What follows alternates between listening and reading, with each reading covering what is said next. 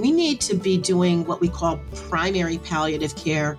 And that is that every clinician who interacts with an oncology patient who has serious or, advanced cancer, metastatic disease, high symptom burden, has these skills of communication. Oncology nurses are the lead for pain and symptom management, but there are many communication skills that are really important. You're listening to the Oncology Nursing Podcast, where ONS Voices talk cancer, a resource from the Oncology Nursing Society. Through conversations with subject matter experts, we examine the important issues in oncology nursing, from new treatments to patient-centered research to advancements in clinical practice. Join us as we hear from nurses in all facets of oncology care, from bench to bedside and everywhere in between.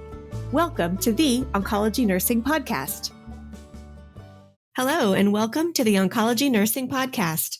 I'm your host, Jaime Weimer, Oncology Clinical Specialist at ONS. And today we're talking with Marie Bakitas, Professor and Associate Dean for Research and Scholarship at the University of Alabama at Birmingham, about implementing palliative and supportive care for patients with cancer. As a reminder, you can earn free NCPD contact hours after listening to this episode and completing the evaluation we've linked in the episode notes. Thanks so much for joining us today, Marie. Thanks, Jamie, for having me. So to start things off, let's do a little background if we can. Can you briefly explain the general history of palliative care and how it has evolved from these more general ideas of comfort care to this more formalized discipline and practice that we know today? Sure, Jamie, that's a long item, but I'll try to be brief. Back in 1990, the World Health Organization put forward a policy that palliative care and pain relief should be offered at the time of a new diagnosis. And of course, at the time, they were talking just simply about cancer. And that as time went on, palliative care would increase as curative options diminished. A lot of people, I'm sure a lot of your listeners have seen the little diagram that sort of shows this gradual increasing of palliative care and this decreasing of anti-cancer related treatments. And this was a big change from where treatment would go along and then all of a sudden the patient would have to make a terrible choice. Do they want to continue with these quote unquote active treatments or go to palliative care? And so that's kind of where the field started, kind of in parallel. For hundreds of years in England, there was the whole movement called hospice. There was more of a convergence of both of these philosophies of care.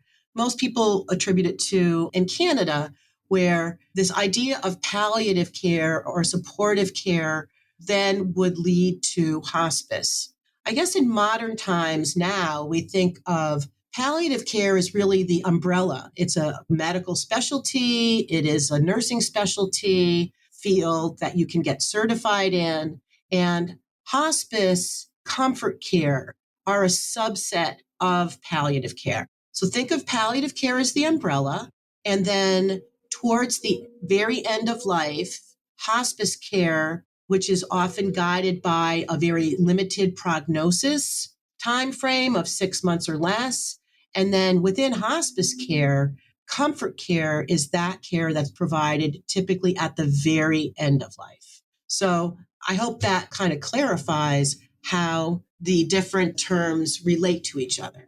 Absolutely. Thank you for that. And I think it's so important, especially as nurses and as we talk to our patients about the differences, that one, we understand them, because I think, and I'm sure you can expand on just how there still is a little bit of a stigma or a hesitancy for patients when the concept of palliative care is introduced, I think there still is that assumption that it means hospice and that it means end of life and end of the road in terms of treatment options. And we know that that's not true in the way that we are implementing palliative care today.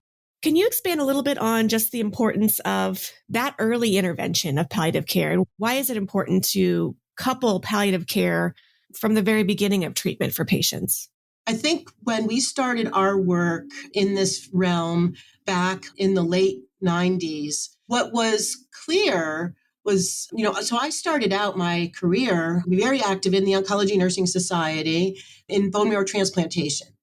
For me, and I think for many others who have ended up in palliative care, what we found was that in the treatment setting, so very intensive investigational bone marrow transplant care for patients, there was a lot of excitement about patients who were getting cured of their diseases with these great aggressive investigational treatments.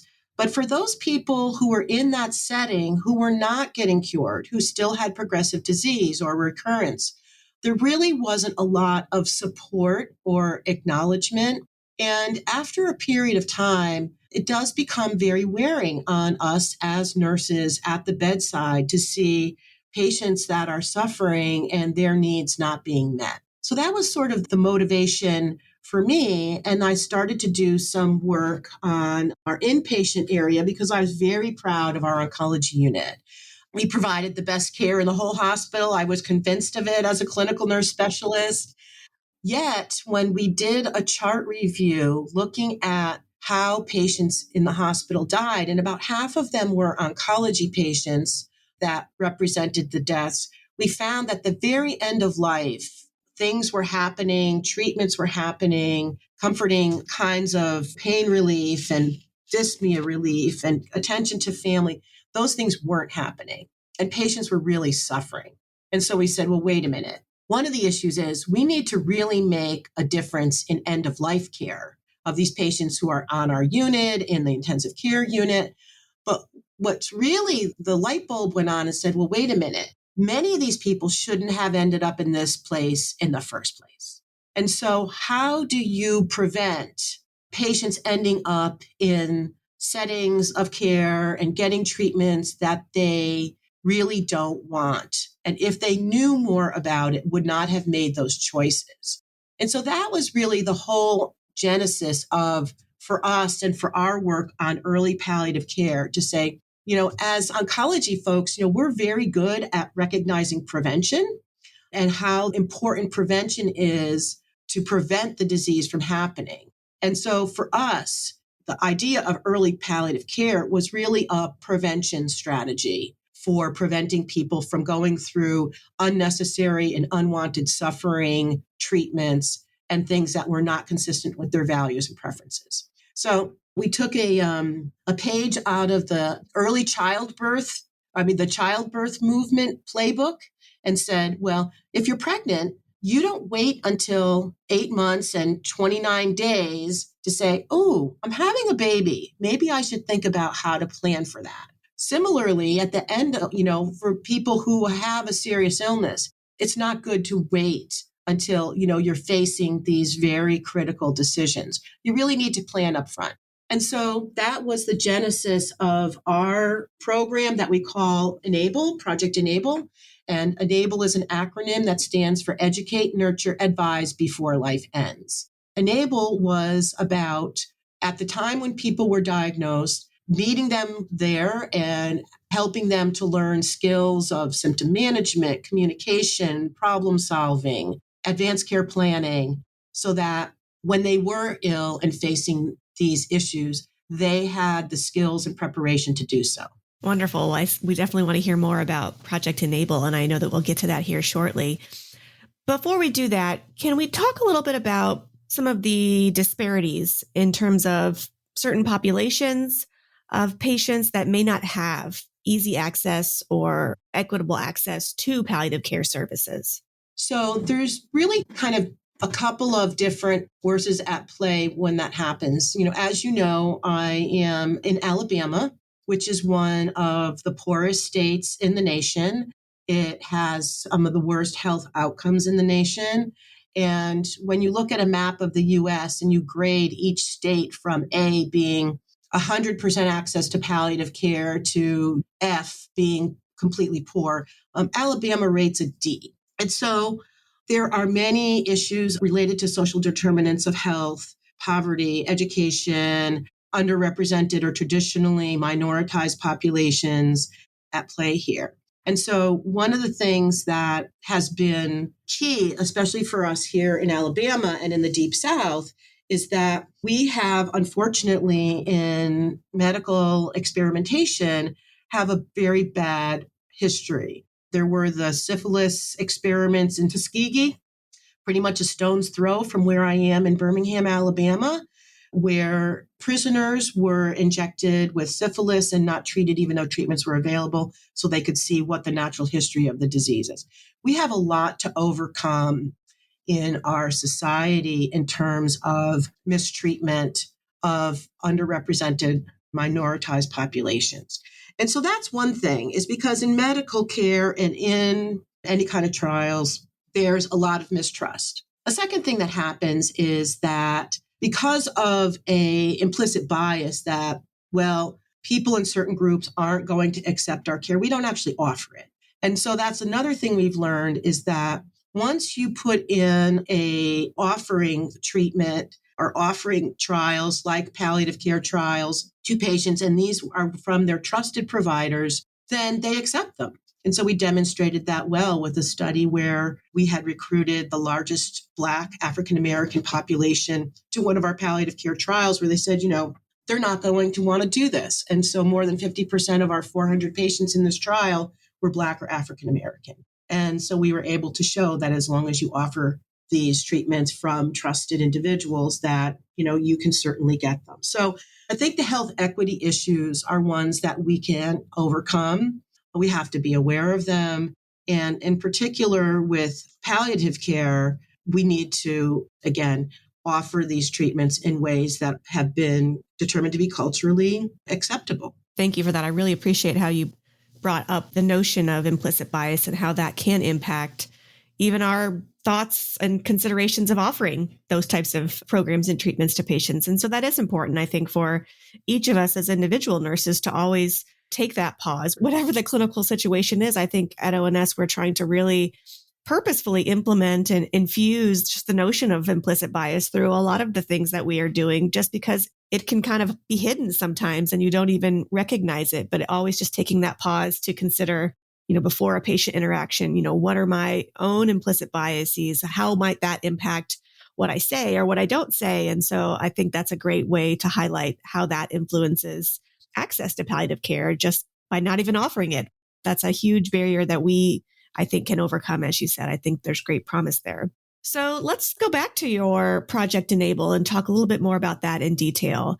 We know that institutional policies and programs can certainly help bridge that gap in access to palliative care by having programs available to patients.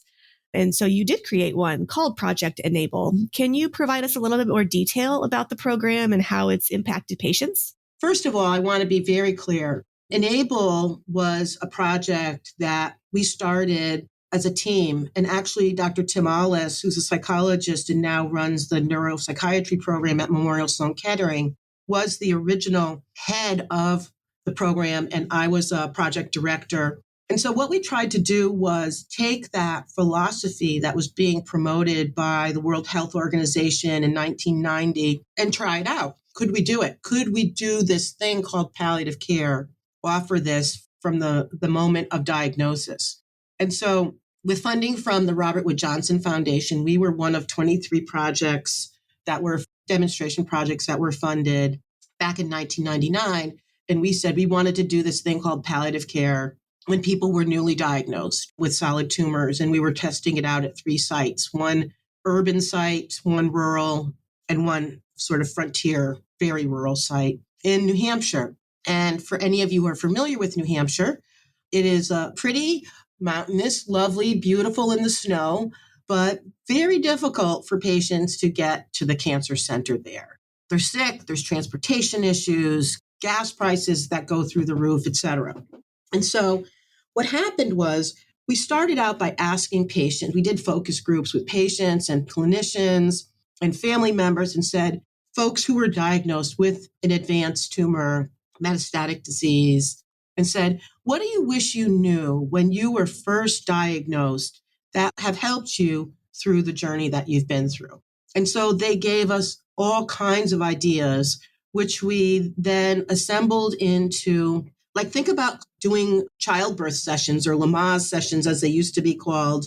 And so we brought patients together when they were newly diagnosed in these in-person sessions that were focused on, as I said, problem solving, symptom management, self-care, communication, advanced care planning, all these topics that patients and families told us they wish they knew more about when they started out.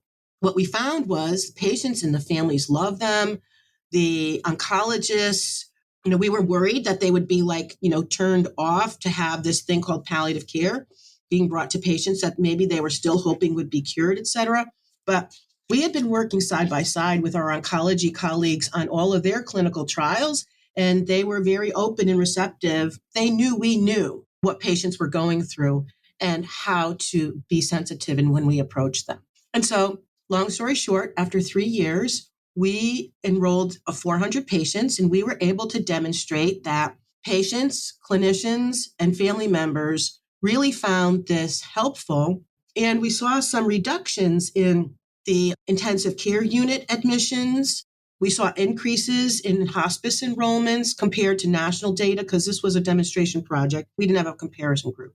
And so we used that data to then apply to, and Dr. Alice was the PI, applied to the National Cancer Institute for funding to do a randomized trial where we were enrolling patients in this thing called Enable, which I'll say just another minute about what that's about more precisely, compared to people who were getting the usual oncology care. And at the end of that study, which was published in JAMA, Journal of American Medical Association, it was the first study that was published to show that this palliative and supportive care approach showed improvements in patients' quality of life, trends towards improvement in symptom management, and reduced depression, and a trend towards improved long-term survival. And so this was kind of major. We published this back in 2009. And then since that time, other studies have come about. My colleague in Boston, Dr. Jennifer Temmel,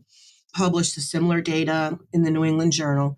And so I think this really sort of set the trend. And from there, the ASCO, American Society of Clinical Oncology, started to publish some clinical guidelines based on the evidence that was coming forth to say standard of care should be offering palliative care at the time of new diagnosis for any patients with advanced disease or a high burden of symptoms. So that's my story, and I'm sticking with it. What a great story, and just so important to show that the data is there to support it. This is not just a notion that sounds like it probably is a good idea. It does sound like a good idea, but to know that there is actually data that supports that this is improving those outcomes for patients. I love how you create that parallel between preparing for a new baby. If you're about to have a baby, it's just a life-altering event, and creating that parallel so that, again, for patients who, again, might bristle at the idea of palliative care or maybe have some preconceived notions of what that means, creating that sort of example of you're not going to wait until the end to talk about these things, to know about these things. And I also loved how you reached out to those patients and said, what do you want to know? Because whatever it is you wish you knew, we should be making sure the patients that come after you know that. And I think that's so important to proactively prepare patients of what to expect and how to manage things. And we certainly try to do that, especially with symptom management, trying to balance that, not overwhelming them with information, but giving them what they need to feel prepared. But clearly there's still so much room to go on that in terms of understanding what it is that patients need and want to know, and when and how do we infuse that information. And I think the idea of coupling standard of care, cancer-directed treatment, and that clinician with a palliative care team that can help bridge both of those things, because it is almost too much for one single provider or nurse or team to do. And so the notion of having two teams that are working side by side in collaboration with the same goal in mind, but with two distinct lenses to see that patient and their condition through. I'm excited to hear more about the Project Enable. So talking a little bit more about that, can you tell us a little bit more about sort of what the details of that program were, and maybe how nurses can use that as a template or an example to help develop programs or policies at their own institution to help improve the provision of palliative care to patients? So Enable, when we first started out, and I made a point of talking about the geography of New Hampshire. I mean, the other thing is that culturally, New Hampshire and upper northern New England are 99% white race. So we were testing and trying out these things in a pretty homogeneous population. although disparities certainly exist from an economic level. So, poverty issues were important. And so we definitely dealt with that. But the thing that we discovered was when we were trying to do this as in-person, like, as I said, childbirth classes where you get everybody together for weekly sessions, there were a lot of barriers to coming in person. And so this was way before COVID and telehealth became the standard. So we used to call our patients and provide the information that way that they weren't able to come to the medical center for. So when we did our actual clinical trial, the second one after the demonstration project, we decided to do the sessions by phone so that they would be accessible to patients and they wouldn't have to kind of make this choice. Could they make it in or, into the center that day or not? And so we converted back then to telehealth. Now, we started out with one in-person comprehensive palliative care consultation. That was typically in person, and that worked out pretty well for our first trial and our second trial up in New Hampshire. And so essentially you have a palliative care consultation followed by weekly sessions that had specific topics. We had 6 weekly sessions that happened, and those were by phone, and then we did phone follow-up. So that's the basic structure of Enable. And we used a guidebook that's called Charting Your Course. And so in the guidebook were some, resources and things that would be helpful for patients to have kind of on hand. Later, we actually created a parallel intervention that was done with their family caregiver if they desired. And so my colleague, Dr. Nick Dion Odom, also here at UAB, has really been championing the caregiver side of Enable. Anyway, that's kind of what it's about. And since moving 10 years ago down to Alabama, we realized that it was really not enough. One size does not fit all. It was not enough to kind of take what we had and just try to create it here in the South. The cultural, the racial, the other issues, social determinants of health are very different. So you can't expect what you did there to work here. And so we really kind of had to step back and do something similar in terms of interviewing patients, trying out different materials. And we have made some very drastic changes. I mean, the basic framework of topics is the same, but in terms of literacy, in terms of just making our materials less text dense, et cetera. So you're asked about what could be applied elsewhere. So we've published a lot. All of our materials are available. And right now, what we're trying to do is through an implementation project being led by my colleague, Dr. Lisa Zubkoff, implement Enable in local cancer practices across the country. We're having some challenges, I have to say. We're trying to do this implementation study in the midst of COVID. The good news is telehealth, everybody is embracing it now, where they used to say, well, palliative care is so high touch. How can you do that by telephone? Well, people are now realizing, we had a lot of calls asking us, how are we doing it by telephone? So we're able to show that you can do that. But the other thing is that COVID has really changed how oncology practices, outpatient are operating. And there's a lot of stressors and things that's making it hard to do just the basic care, let alone what we call palliative care is an extra layer of support. Providing that extra layer of support is a challenge. You absolutely nailed it. I was going to just mention how if we have to say one good thing came from COVID, I think the acceptance and the more ease of use in telehealth and just the various ways that we can do that now, not just telephone based, though certainly still an option.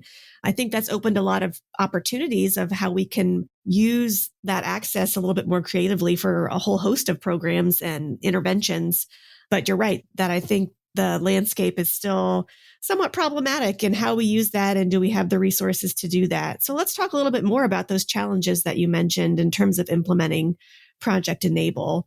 What were some of the main challenges you encountered and how did you overcome them? I wish I could say we've overcome all of them.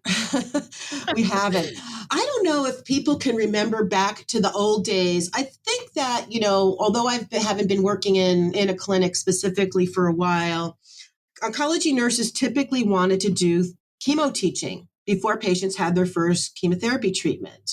And it took a long time, and I'm sure some places still haven't figured out how to do it, to pull a nurse who is, used to the busy clinic and, doing all their pre-chemo checks, and to be able to get pulled away to do this kind of extra education that's really essential. Palliative care has a lot of parallels to that, because you can't just think you're doing all your care exactly the same way with the same amount of time and personnel, et cetera, and really be doing sort of in-depth assessment and counseling with patients. And so one of the things that we've had difficulty doing is providing the extra training to nurses, because it's not just intuitive. Palliative care is its own specialty, has content and skills that go along with it. And secondly, being able to carve out the time so that this is prioritized in a busy clinic where giving chemo efficiently and effectively may be the standard. We've been talking specifically about enabling palliative care outpatient. I know a lot of the oncology nurse listeners here, work in inpatient settings and may be familiar with palliative care teams, or if they have them, working in their hospitals.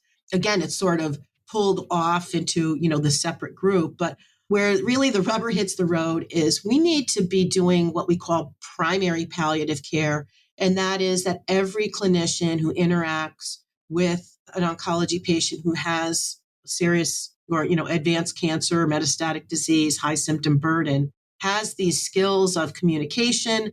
Oncology nurses are the lead for pain and symptom management, but there are many communication skills that are really important, and prioritizing these kinds of conversations and this kind of content being presented at the front end, when people are newly diagnosed. So I don't think we've completely figured it out. So I'd say that's probably the biggest challenge, is getting our healthcare system and our clinics to prioritize offering this extra layer of support and getting the training to know how to be able to do it. I am from an ambulatory setting myself, and so I 100% agree with everything you just said. And it is so challenging and frustrating, because nurses that work in that environment know that, that is sometimes the most labor-intensive work, because we do need to carve out and dedicate that time and give the patients the time to ask questions and think about how it's going to impact them. But sometimes, you've got patient in room 10 and you've got somebody in chair 2, and sometimes it's difficult to carve that time out. And so I agree that it needs to be an institutional prioritization of, this is just as important as those billable services that sometimes get more attention. And I also really appreciate you highlighting the need for not only specific education on just the concepts of palliative care, but we do need to understand that communication and those pieces are certainly not innate for everyone. And so some dedicated time and attention to teaching nurses how to communicate these principles is certainly a worthy endeavor as well. So let's just talk about, what advice would you have for nurses who, want to establish or, alter their current approach to how they provide palliative care, whether it's actually using the Project Enable or even just trying to improve the services they're able to provide? What advice would you have for those nurses? Well, I think none of us do this alone. And so I think one of the things is, it's great that we go out. My colleague, Dr. Betty Farrell, who I'm sure many of your listeners know of very well, developed a program many years ago, and now hundreds of thousands of nurses across the world have experienced LNEC, which is End of Life Nursing Education Curriculum. So one of the things that she stressed and that we stress is that it's good to get your own personal education and incorporate this yourself into your daily care. But unless you have the support and a team and, a group of you that want to try to do this better, it's going to be very frustrating. because, you have this great knowledge, but you don't have an opportunity or the time to really provide it. And so I think it's really beneficial for individual nurses to understand, to get their own individual information. But I know that we all have the need to do quality improvement projects and to do other kinds of efforts in our clinics and in our organizations, that this might be something that you prioritize for the year, is what aspects of palliative care, this extra layer of support, can we provide? And I think before we even get to that, and I probably should have started with this, is for us to continue to educate ourselves about the differences and the ways to present and talk about palliative care so that it removes some of the mystery, it reduces some of the misconceptions. Oh, you're giving up on me. What does this mean? And to be able to very skillfully say, hey, this is an extra layer of support for you and your family. Those are some of the tips that I could offer to our everyday oncology nurses at the bedside who are, really out there on the front lines, doing everything they can to improve patients' and families' quality of life. It's to get educated themselves, to learn enough so that they know how to present this skillfully, but to partner with, if they have palliative care resources at their organization, or if they have quality improvement projects. I have people reaching out to me all the time to sort of answer these questions. All these materials are available, and I would hope that they would take advantage of them to try to make improvements in their care. Wonderful. Well, I think you've certainly provided some great information, and we will certainly link as many of those resources in our episode notes today, just as a launching point for nurses who are interested to learn more, or just kind of want to read what else has been done, or, what are some ideas or options to consider. I think you're absolutely right that it's not something that one single nurse can do overnight. It requires a team. It requires the institution and leadership to prioritize and champion the efforts. It takes time to not only, I would say, not convert, but, get colleagues to get on board. Sometimes that takes time. And then as you mentioned, importantly, helping patients to understand and creating that change in what it means and the benefits that palliative care can bring to their care, and, dispelling some of those misconceptions or those myths around what it means and how it can benefit them. As we approach the end of our episode, we'd like to always cover this series of quick fire questions just to help summarize our discussion. So to start that section off, what are some common misconceptions about delivering palliative care? I think the biggest one we've probably talked a little bit about is that palliative care is only for people who are at the very end of life. Our work and in general, the field has shown that palliative care is for any age, any stage of individual with serious illness. So it's not to be reserved for just very end of life. What is something about this topic that's not often discussed, but you wish people knew more about?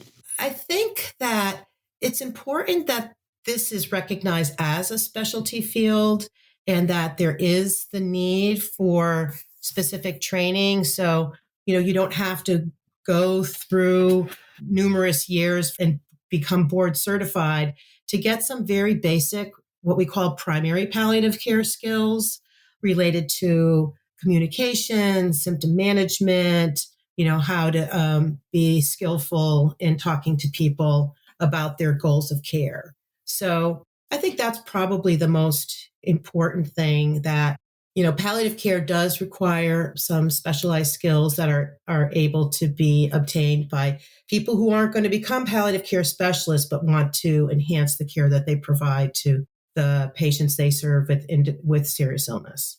And that's a perfect segue to our next question of, if a clinician, a nurse, physician, or other care team specialist, is looking for that additional training or education, where can they find that, and what specific topics should they start with? So there are just numerous resources available online. Many of them are free. There's LNEC, which is the end of life education curriculum that Dr. Betty Farrell and others developed. So you can go to just Google LNEC and you'll get brought to the ANC program. And so you can do these modules online. The Center to Advance Palliative Care, or CAPC, is another amazing resource, which has lots of modules available on these basic topics online.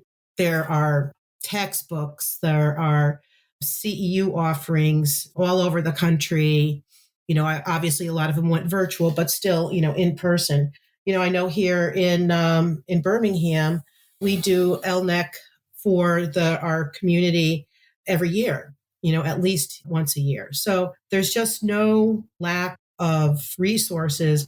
And there's similar kinds of modules and online learning for chaplains, for social workers, and obviously for physicians. So it's really very accessible education and is well worth it for the patient care that you will be able to deliver after having had some specialized education. Wonderful. And finally, as we had talked about earlier, helping patients to understand what palliative care means and making it more not only accessible, but approachable. Are there any resources or programs that specifically address patients or the community to help bridge that gap of understanding in terms of what palliative care can offer? There are certainly resources for patients. Again, oftentimes, they are associated a lot with cancer, but not only. So the American Cancer Society, the National Cancer Institute, the ASCO has online resources specifically for patients. Even the journal JAMA has a patient section. These are very reliable resources that explain about palliative care, that, they have videos, they're very accessible. You could actually get booklets as well. Well, Marie, thank you so much for all of your time and your expertise that you've shared today. Do you have any final comments to share with our listeners? I guess the last closing comment that I wanted to make is I remember as a clinical nurse specialist myself, back a million years ago, one of the things that was most convincing to help, especially like new residents, new nurses, and the oncologists that I worked side by side with, was they want to see the evidence. They want to see the data. That data and that evidence for the benefits of early palliative care are there. They are out there. And to be just as familiar with why you would give palliative care as you would with why you'd give a certain chemotherapy treatment, because, it's FDA approved. Honestly, if palliative care was a pill, or a chemo drug, because of the improvements it's done in patients' symptoms and in length of life, it would be the thing that was being pushed and splashed all over our Time magazines and Twitter and everything. And it is to some extent. But I have to say that it's really important to realize this isn't just something that we think is nice. There is an evidence base, and the nurses, all of us nurses, need to be familiar with it so we can really talk the talk as well as walk the walk. Absolutely. Well, thank you again so much for your time and sharing your expertise with us today. I think our listeners will really enjoy all the things that you've shared. Thank you, Jamie. Thank you for listening to the Oncology Nursing Podcast. Tell us about your favorite part in this episode by leaving a review wherever you download your podcast. For more resources and information about oncology nursing, visit us at ons.org or voice.ons.org. The ideas and opinions shared in this episode represent those of the guest and not necessarily ONS.